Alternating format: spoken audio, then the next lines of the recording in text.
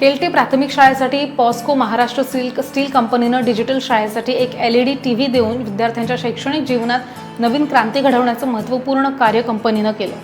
विज्ञान युगामध्ये विद्यार्थ्यांना सुद्धा डिजिटल ज्ञान असणं काळाची गरज आहे आणि त्याच पार्श्वभूमीवर पॉस्को महाराष्ट्र स्टील यांनी सामाजिक कार्यातनं हातभार लावत ग्रामीण भागाला शैक्षणिक कार्यामध्ये नवा मार्ग दाखवलाय।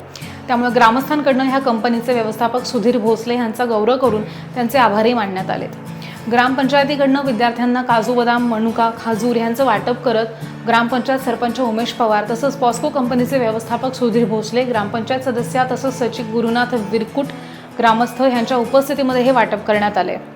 विद्यार्थ्यांना शैक्षणिक क्रांती घडवताना आहारही महत्त्वाचा घटक आहे आणि त्याचाच अभ्यास करून युवा सरपंच उमेश पवार यांनी आपल्या संकल्पनेतनं ग्रामपंचायत सदस्य यांच्या सहकार्यानं काजू बदाम मनुका खजूर आणि अजूनही पौष्टिक आहार त्यांना देण्यात आला आहे।